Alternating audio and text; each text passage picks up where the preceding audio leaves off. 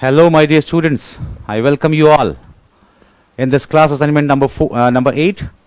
Conjunction का ये class assignment है जिसको कि हम लोग करने जा रहे हैं. ठीक है, तो चलो क्वेश्चन लेना शुरू करते हैं हम लोग. लेवल 1 का ये पहला क्वेश्चन देखो, but before that I would suggest you to read the directions first. पहले आप लोग डायरेक्शन पढ़ लेंगे, यहाँ पढ़े ना पढ़े बट एग्जामिनेशन हॉल में बिल्कुल डायरेक्शंस को पढ़ा करेंगे, बिकॉज वो डायरेक्शन जो है आपको सही में डायरेक्शन देता है कि क्वेश्चन को किस तरह से सॉल्व करना है ना. तो कभी मिस नहीं करेंगे आप लोग इस चीज को.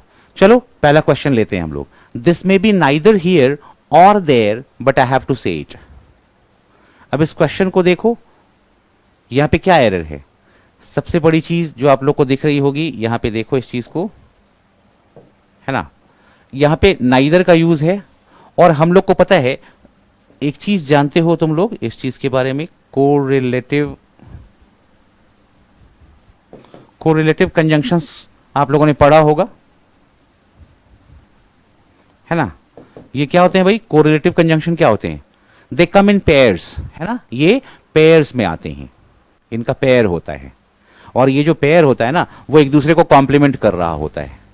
ठीक है, तो यहां पे भी ये जो कोरिलेटिव कंजंक्शन है वो होता है नाइदर और नहीं होकर के क्या होता है, नाइदर नॉर, है ना.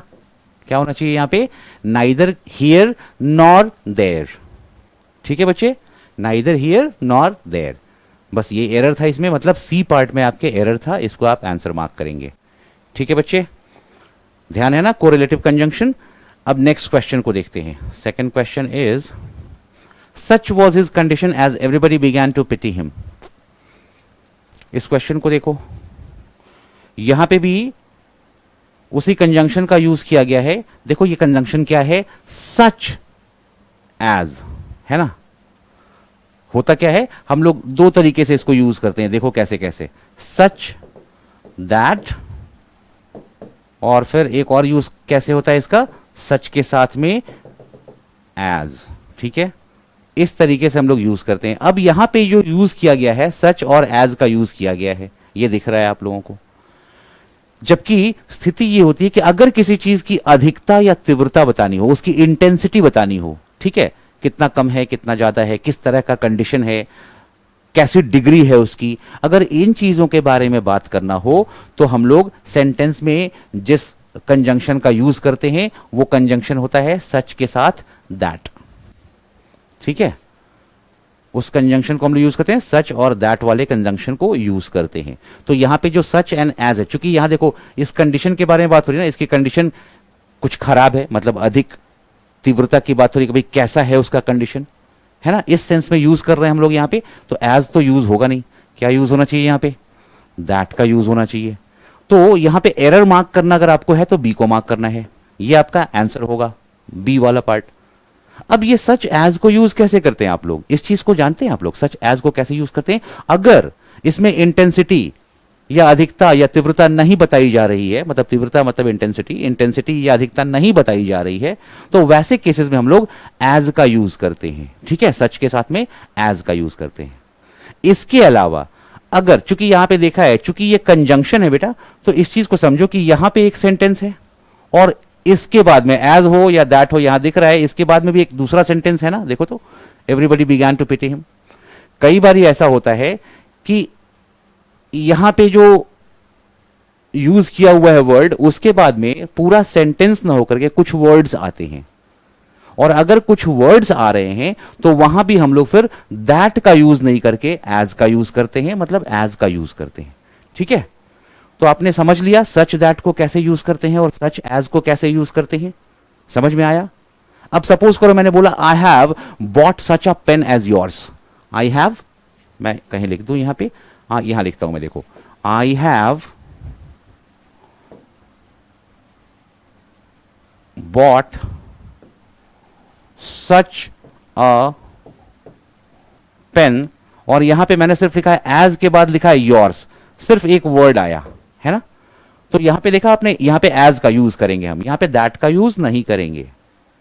ठीक है बच्चे, यहां पे हम लोग दैट का यूज नहीं करेंगे। तो आपने देखा दैट को यूज कहां करेंगे, एज को यूज कैसे करेंगे, ये तो एक तरीका था। दूसरा तरीका है, अगर मैंने ऐसे बोला I found no such book as you had referred to, I found no such book as you have referred to, मैंने वैसी कोई किताब नहीं मुझे मिली जैसा कि तुमने बताया था, जैसा कि तुमने रेफर किया था। तो इस सेंस में यहां पे कोई इंटेंसिटी दिख रही है क्या, नहीं दिख रही ना, कोई तीव्रता दिख रही है, या फिर किसी चीज की अधिकता या कमी उस तरह की कोई चीज दिख रही है क्या, नहीं दिख रही है। इसलिए हमने क्या यूज किया, एज को यूज किया। समझ में आया, सच के बाद एज को यूज किया। तो अभी आई होप दोनों क्लियर हो गया होगा, सच दैट और सच एज कैसे यूज करते हैं। बी पार्ट को आंसर लगाना। चलो नेक्स्ट क्वेश्चन देखते हैं हम लोग। नेक्स्ट क्वेश्चन क्या है भाई, we went on duty at 7 in the evening and worked unless 2 AM। देखो इस सेंटेंस को देखो और समझने की कोशिश करो। यहां पे जो यूज किया गया है एंड वर्कड अनलेस 2 AM, ये जो 2 AM है वो क्या है, ये टाइम है ना, ये टाइम इंडिकेट कर रहा है ना। अब देखो दो वर्ड्स होते हैं, आपको पता होना चाहिए और आपको बिल्कुल पता होगा, अनलेस और अनटिल, है ना। अनलेस जो है वो कंडीशन दिखाता है, वो क्या दिखाता है, कंडीशन दिखाता है। और अनटिल जो है वो क्या दिखाता है, टाइम शो करता है। ठीक है, अब इनको आप कंजंक्शन के तौर पे यूज करते हैं और दोनों का ये मतलब होता है। अनटिल यहां पे देखो तो अगर ये कंजंक्शन की तरह यूज किया गया होगा, यहां पे सबसे पहले तो ये देखो, चूंकि टाइम की बात हो रही है, टाइम की बात हो रही है, तो यहां पे अनलेस तो यूज होगा नहीं, बिकॉज कोई कंडीशन नहीं है। क्या है वहां पे, टाइम है। टाइम है तो यहां पे अनलेस की जगह क्या यूज कर देंगे हम लोग, अनलेस को यूज नहीं करेंगे, क्या यूज करेंगे, अनटिल को यूज करेंगे। ठीक है, एक तो चीज यहां समझ में आ गई। दूसरी जो चीज आपको समझने लायक है वो ये है कि अनटिल के बाद सिर्फ 2 AM लिखा हुआ है ना। तो इसका मतलब ये हुआ कि ये कंजंक्शन के तौर पे काम नहीं कर रहा है, because conjunction is what, conjunction joins 2 sentences, है ना। ऐसे कंजंक्शन जो होते हैं वो 2 सेंटेंस को जोड़ते हैं। और ये फैन बॉयज वाला कंजंक्शन भी नहीं है जो कि 2 शब्द को जोड़ ले। फैन बॉयज समझ रहे हो ना, शॉर्ट फॉर्म में फॉर एंड बट ऐसे जो यूज करते हैं हम लोग, तो वो वाला कंजंक्शन भी नहीं है ये कि वो 2 शब्द को जोड़े। इसका मतलब ये हुआ कि यहां पे अनटिल को हमने प्रेपोजिशन की तरह यूज किया है। कैसे यूज किया है बच्चे, अनटिल को कैसे यूज किया हम लोगों ने, प्रेपोजिशन की तरह यूज किया गया है। ठीक है, और अनटिल का मतलब होता क्या है, अनटिल का मतलब होता है नॉट टिल द टाइम, है ना। जब तक से 2 नहीं बज गए तब तक से क्या करते रहे हम लोग ड्यूटी पे थे at 7 in the evening, and कब तक काम करते रहे, 2 बजे तक। इस सेंस में यूज कर रहे हैं हम लोग अनटिल को। ठीक है बच्चे, कोई कंडीशन नहीं, कोई शर्त नहीं, टाइम। और टाइम का इंडिकेशन कैसे दिखाते हैं हम लोग, अनटिल से दिखाते हैं। तो देख लिया आपने, वहां पे अनलेस की जगह पे अनटिल होगा। आपका जो क्वेश्चन मार्क करना है, आपको क्या करना है, सी पार्ट में आंसर करना है। ठीक है, नेक्स्ट क्वेश्चन को देखें हम लोग। तो चलो नेक्स्ट क्वेश्चन को देखते हैं। नेक्स्ट क्वेश्चन क्या है भाई, नेक्स्ट क्वेश्चन क्या है, no sooner did I rose to open the door when the rain rushed in making him shiver from head to foot. बच्चे इसमें एक तो प्रॉब्लम हो गई है। पहले तो ये देखो, जब हम लोगों ने बात की थी कोरिलेटिव कंजंक्शन की, ये भी कोरिलेटिव कंजंक्शन है। और ये जो कोरिलेटिव कंजंक्शन है उसको मैं बता दूं यहां पे, यहां लिख देता हूं मैं, नो सुनर। ठीक है, नो सुनर, और इसके बाद में आगे जो लिखा हुआ है, और इसके बाद में यहां पे यूज किया जाता है दैन को। ठीक है, नो सुनर, फिर एक सेंटेंस और फिर दैन।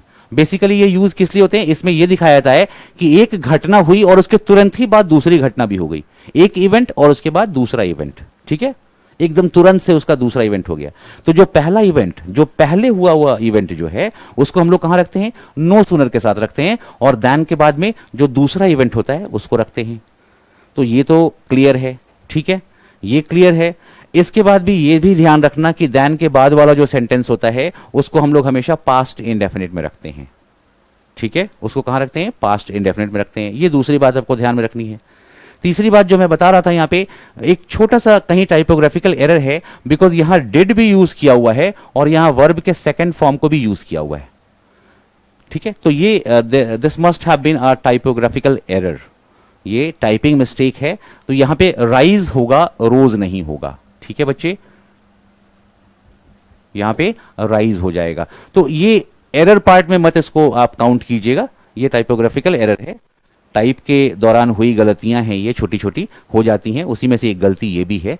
तो इसको तो आप नॉर्मल सेंटेंस के तौर पे पढ़िए। जो आपको अपना आंसर मार्क करना है वो यहां करना है। देखिए, नो सुनर के साथ में ये जो है ना, ये देखिए कोरिलेटिव कंजंक्शन ये है। नो सुनर के साथ में हम लोग क्या यूज करेंगे, दैन को यूज करेंगे। तो यहां पे वेन को यूज नहीं करके क्या करना है हम लोगों को, यहां पे हम लोगों को दैन का यूज करना है। So this is the basically this is the error part. ठीक है, ये आपका एरर पार्ट है। तो किस में मार्क करेंगे आंसर, आप बी को मार्क करेंगे आंसर। ठीक है बच्चे, ठीक है, समझ में आ गया। नो सुनर के साथ दैन को यूज करेंगे। तो चले नेक्स्ट क्वेश्चन को देखें हम लोग। चलो नेक्स्ट क्वेश्चन देखते हैं। Hardly had Shilpa reached the station where she learned about the bomb explosion. अब इसको फिर से एक बारी ध्यान से समझो। जब हमने बात की थी कोरिलेटिव कंजंक्शन की, हमने कहा था कि ये पेयर में आता है। ठीक है, तो पेयर में आता है तो नो सुनर के साथ में दैन यूज होता है। यहां देखो आप, यहां हार्डली लिखा हुआ है ना, तो इसके साथ जो पेयर यूज किया जाता है कोरिलेटिव कंजंक्शन में, उसको यूज करते हैं यहां पे। इसने तो यहां पे यूज किया हुआ है वेयर, जबकि यूज क्या करना होता है, हार्डली के साथ में यूज करते हैं हम लोग व्हेन को यूज करते हैं। ठीक है, क्या यूज करते हैं, चलो इसको मैं और अच्छे से लिख देता हूं। यहां पे यूज करते हैं क्या, व्हेन।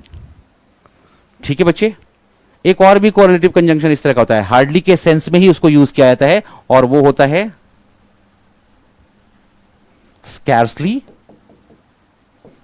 और व्हेन। ठीक है, कमोबेश मीनिंग वही होता है, तो इसलिए मैंने सोचा ये भी आपको मैं बता दूं। ठीक है, तो हार्डली के साथ व्हेन, स्कैर्सली के साथ भी व्हेन, ध्यान रखेंगे आप लोग, यही एक दूसरे के साथ ना रिलेट करते हैं। ठीक है, ये जो पेयर है ना, ये एक दूसरे के साथ ऐसे ही कॉम्प्लीमेंट करते हैं। हार्डली के साथ व्हेन, स्कैर्सली के साथ व्हेन, नो सुनर के साथ दैन।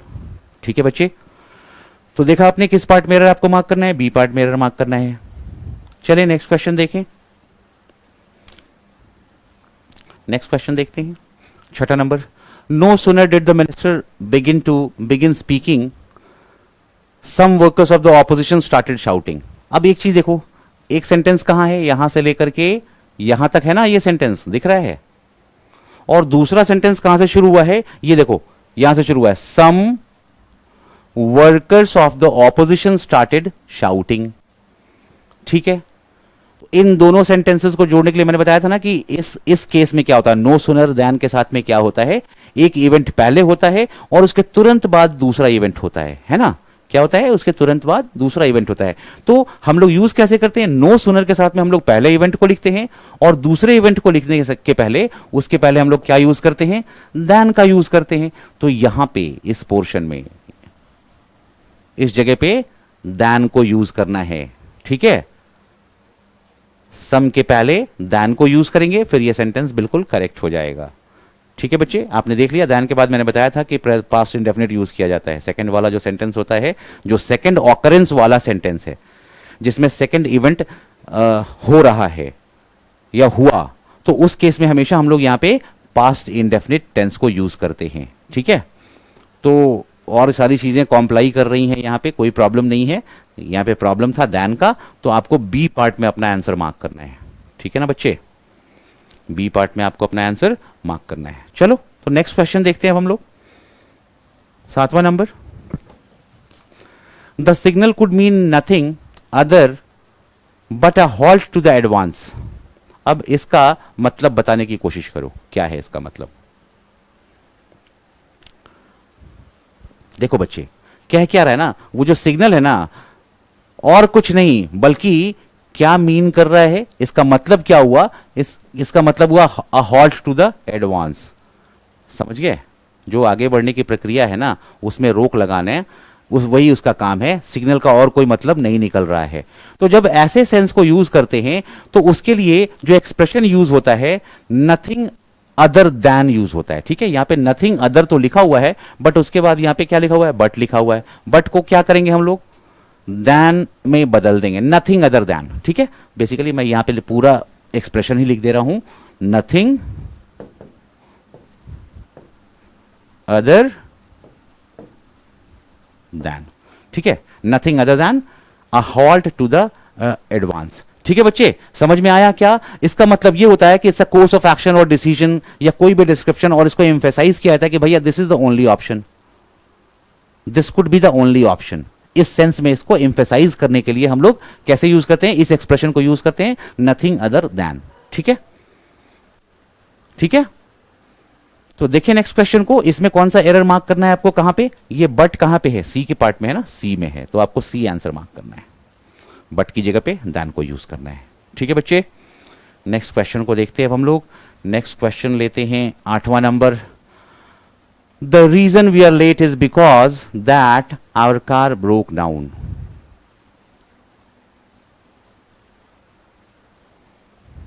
क्या होना चाहिए, सबसे पहले तो ये देखो, जब भी हम लोग किसी सेंटेंस को ऐसे यूज करते हैं, यहां पे द रीजन को हम लोग इस सेंटेंस में ऐसे यूज करते हैं, द रीजन, उसके बाद कुछ लिखा हुआ है, उसके बाद यहां पे हम लोग या तो दैट लिख सकते हैं, या कई बारी ना सेंटेंस में अगर नहीं भी लिखते हैं तो काम चल जाता है, ठीक है। बट इसके लिए जो स्पेशली वर्ड आता है वो क्या आता है, दैट आता है, ठीक है। कई बारी सेंटेंस आपको ऐसा मिल जाएगा कि वहां पे दैट नहीं रहेगा, लेकिन सेंटेंस होगा द रीजन व्हाई, ठीक है, और इसके बाद ये पूरा सेंटेंस होगा, ठीक है, वहां पे दैट की जरूरत नहीं भी पड़ेगी। तो ये दो तरीके से आप ना सेंटेंस को फ्रेम करते हैं द रीजन के साथ में, ठीक है। लेकिन ये चीज हमेशा ध्यान रखिए, हमेशा ध्यान रखिए कि द रीजन वाले सेंटेंस, वैसे सेंटेंसेस जिसमें कि द रीजन यूज किया हुआ हो, वहां पे आप बिकॉज या बिकॉज ऑफ या ड्यू टू, है ना, या फिर कहां, यहां लिख देता हूं ओइंग टू, है ना, या फिर ऑन अकाउंट ऑफ,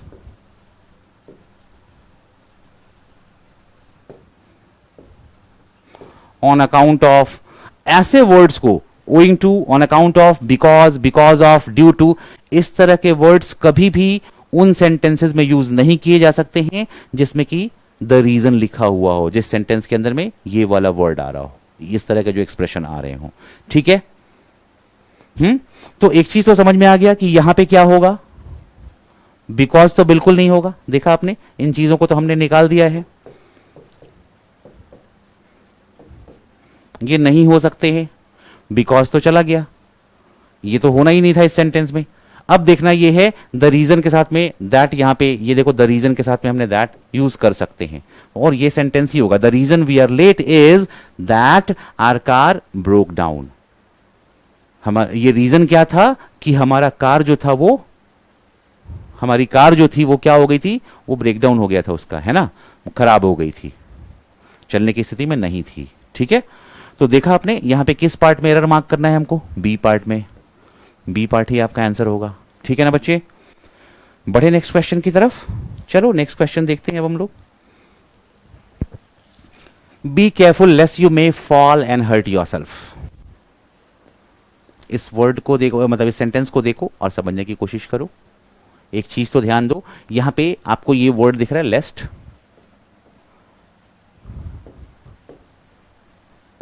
लेस्ट का मतलब होता है, अगर मैं इंग्लिश में बोलूं तो इसका मतलब हो गया फॉर फियर दैट। क्या मतलब हुआ, फॉर फियर दैट। हिंदी में बोले तो कहीं ऐसा ना हो कि, कहीं ऐसा ना हो कि। तो जब हमने ये बोला कि कहीं ऐसा ना हो कि, इसका मतलब आपको ये समझना है कि ये जो लेस्ट है, इसका जो कॉनोटेशन है, मतलब इसका जो शेड है वो क्या है, नेगेटिव है, मतलब ये नेगेटिव वर्ड है ना, इसका क्या है शेड, इसको हम कह सकते हैं कि ये नेगेटिव शेड का वर्ड है, इसका शेड जो है वो नेगेटिव है। तो जब ये पहले से नेगेटिव है तो इसमें हम कोई और नेगेटिव सेंटेंस, मतलब कोई और भी नेगेटिव वर्ड यूज नहीं करेंगे, नो नॉट का तो यूज बिल्कुल नहीं करेंगे।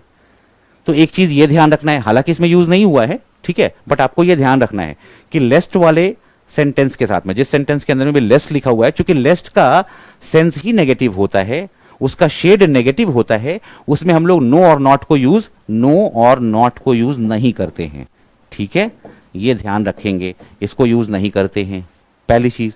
दूसरी चीज, अगर ऐसे सेंटेंसेस में किसी मॉडल वर्ब का यूज किया गया हो, ठीक है, मैं बता रहा हूं, किसी मॉडल वर्ब का अगर यूज किया गया हो तो वो मॉडल वर्ब सिर्फ और सिर्फ क्या होता है, शुड होता है, ठीक है, वो मॉडल वर्ब क्या होता है, सिर्फ और सिर्फ शुड। क्लियर है? तो यहां पे चीज देख लो, यहां पे फिर ये लेस्ट के बाद में ये क्या यूज किया हुआ है, ये भी एक मॉडल वर्ब है, लेकिन ये मे है, तो मे को काट के हम लोग को क्या करना पड़ेगा, मे को यहां से हटा करके इसकी जगह पे शुड का यूज करना पड़ेगा। अब ये सेंटेंस आपका बिल्कुल सही हो गया, ठीक है बच्चे, कोई प्रॉब्लम नहीं ना? अभी ये सेंटेंस सही हो गया, आपको कौन सा पार्ट मार्क करना है, बी पार्ट को आंसर मार्क करना है। ऑलराइट, चलो, तो बी पार्ट आपको आंसर मार्क करना है। अभी चलते हैं हम लोग नेक्स्ट क्वेश्चन की तरफ। नेक्स्ट क्वेश्चन देखते हैं। As Sunita is not feeling well today, so she can not accompany you. देखो, जब इस तरह के वर्ड्स होते हैं ना, इस तरह के कंजंक्शन की बात है, जब एज की बात हो रही है, मतलब चूंकि, है ना, चूंकि Sunita is not feeling well today, यहां पे ना इसके साथ में इसकी जरूरत नहीं है, सो की जरूरत ही नहीं है। ये जो कॉमा है ना, इसी से काम चल जाता है, ठीक है। और एज को अगर यूज कर दिया हमने, तो इसका मतलब है कि इसके बाद दो सेंटेंस आएंगे, कोई इश्यू नहीं है, और जो दूसरा सेंटेंस होगा उसको हम लोग सिर्फ कॉमा से अलग कर देते हैं, और उसको वो कॉमा ही उसको जोड़े रखता है, ठीक है, सेंस वहां पे है। चूंकि के बाद में इसलिए के लिए कोई जगह नहीं है, यहां सिर्फ एज से काम चल जाएगा। तो as Sunita is not feeling well today, she can not accompany you, ठीक है, सो की जरूरत ही नहीं है, ठीक है बच्चे। एज वाले सेंटेंस में ध्यान रखना, आगे में इसके सो की जरूरत नहीं है, दूसरे वाले सेंटेंस के पहले किसी भी तरह के और कंजंक्टिव वर्ड को लगाने की जरूरत नहीं है, ठीक है। तो कौन से पार्ट में एरर मार्क करें, सी पार्ट में एरर मार्क कर रहे हैं, यही आपका आंसर है ना। चलो नेक्स्ट क्वेश्चन देखते हैं अब हम लोग। नेक्स्ट क्वेश्चन है, when I entered the room then I found him sleeping. Again यहां पे क्या कहा, जब मैं एंटर किया, जब मैंने रूम में एंटर किया, ठीक है, सीधा सीधा जब मैंने रूम में एंटर किया, मैंने उसको सोता हुआ पाया, सिंपल। यहां पे भी इसकी जरूरत नहीं है, देन की जरूरत नहीं है, यहां पे क्या हो जाएगा, इसकी जरूरत ही नहीं है। ये सेंटेंस ऐसे ही बिल्कुल सही है, ठीक है, विदाउट देम देन ये सेंटेंस बिल्कुल सही है, देन के बाद ये सेंटेंस में एरर आ जा रहा है, ठीक है बच्चे। तो इसको क्या करेंगे हम लोग, इस किस पार्ट में एरर, बी पार्ट में एरर है ना, किस पार्ट में एरर है, बी पार्ट में। तो बस यही आपका आंसर मार्क करना है आपको, क्लियर है। तो समझ गया आप कि व्हेन के साथ में हम लोग कोई और कंजंक्टिव वर्ड का यूज दूसरे सेंटेंस के पहले यूज नहीं करेंगे, जब कोई सेंटेंस व्हेन से शुरू हो रहा है तो, ठीक है। चलो नेक्स्ट क्वेश्चन देखते हैं। Ajay found the room of his boss empty but he was away on some work. अब इस सेंटेंस में देखो, यहां पे बट का यूज किया गया है ना। बट किस लिए यूज करते हो, बट जो है वो कहीं ना कहीं कॉन्ट्रास्टिंग कंजंक्शन है ना। ये क्या करता है, कॉन्ट्रास्ट करता है। जो पहले वाला सेंटेंस होता है उसके बाद अगर बट बोलते हो तो वो कॉन्ट्रास्टिंग सेंटेंस हो जाता है। जो बाद वाला जो सेंटेंस होता है उसमें कहीं ना कहीं कोई विरोधाभास होता है ना। अब यहां पे कोई विरोधाभास दिख रहा है क्या, अजय अपने बॉस के रूम को उसने एम्प्टी पाया, लेकिन वो कहीं काम से बाहर गया हुआ था। यहां पे कोई सेंस बना रहा है ये, क्या ये कॉन्ट्रास्ट कर रहा है, ये जो सेकंड वाला सेंटेंस है पहले वाले को इन एनी वे कॉन्ट्रास्ट कर रहा है क्या, नहीं कर रहा ना। तो यहां पे बट की जरूरत नहीं है। इसको करना क्या चाहिए था, इसको सप्लीमेंट करना था। सप्लीमेंट करना मतलब कि इस सेंटेंस के आगे कि भाई ऐसा हुआ क्योंकि ऐसा था, है ना। ये वाला सेंटेंस ऐसा इसलिए हुआ क्योंकि ऐसा था सेकंड वाला सेंटेंस। तो इस सेंस में यूज करने के लिए हम लोग यहां पे बट को तो यूज नहीं करेंगे जो कॉन्ट्रास्ट कर रहा है, जो सप्लीमेंट कर रहा है उसको यूज करना पड़ेगा, वैसे वाले कंजंक्शन को यूज करना पड़ेगा। तो यहां पे बट नहीं, अगर यहां पे हम बिकॉज यूज कर दें तो ये सेंटेंस बिल्कुल सही हो जाएगा, क्योंकि he was away on some work. ठीक है बच्चे, समझ में आया। बट नहीं होगा, क्या होगा वहां पे, बिकॉज हो जाएगा। बस this was the error only, और बी पार्ट में था इसलिए आपको बी को आंसर मार्क करना है। ठीक है बच्चे, चलो नेक्स्ट क्वेश्चन लेते हैं अब हम लोग। नेक्स्ट क्वेश्चन है be smart not only in dress and also in action. Again a correlative conjunction, और वो correlative conjunction here in this case, in this question, वो कौन सा है, वो है नॉट ओनली बट ऑल्सो। होना क्या चाहिए था, नॉट ओनली बट ऑल्सो होना चाहिए था। यहां क्या लिखा हुआ है, एंड ऑल्सो, बिकॉज ये कोरिलेटिव कंजंक्शन है। नॉट ओनली एंड ऑल्सो कोई कंजंक्शन है ही नहीं ऐसा, है ना। तो यहां करना क्या है, आपको सीधा सीधा इस एंड को यहां से हटाना है, इसकी जगह पे बट को यूज कर देना है ना। क्या यूज कर देना है, बट। हो गया, be smart not only in dress but also in action, है ना। तो किस पार्ट में एरर है, सी पार्ट में एरर है, इसी को आपको अपना आंसर मार्क करना है। ठीक है बच्चे, तो ये देखा आपने इस तरह के क्वेश्चंस। अब आगे देखें, आगे कोई वैसा क्वेश्चन नहीं है, दैट मीन्स आपका this is the end of your level 1, है ना। ये लेवल 1 के क्वेश्चंस का अभी एंड हो चुका है, समापन हो चुका है। 13 क्वेश्चंस थे इन ऑल। आपने देखा इन 13 क्वेश्चंस को कैसे यूज करना है सेंटेंस में, ऐसे कंजंक्शंस को, और किसी और कंजंक्शन में कहाँ पे क्या चीजें हो सकती हैं, इसको हमने आज समझने की कोशिश की। ठीक है, अभी हम लोग सेकेंड पार्ट में लेवल 2 में फिर से मैं आऊंगा, और लेवल 2 के क्वेश्चंस को हम लोग डिस्कस कर रहे होंगे in a very short span of time. ठीक है, बहुत जल्दी। ठीक है, तो तब तक के लिए अभी विदा लेता हूं मैं आपसे। Wishing you all the luck, all the best for preparation, for your preparation actually. ठीक है, तो अच्छे से पढ़ाई करो आप लोग। चलो bye then, all the best.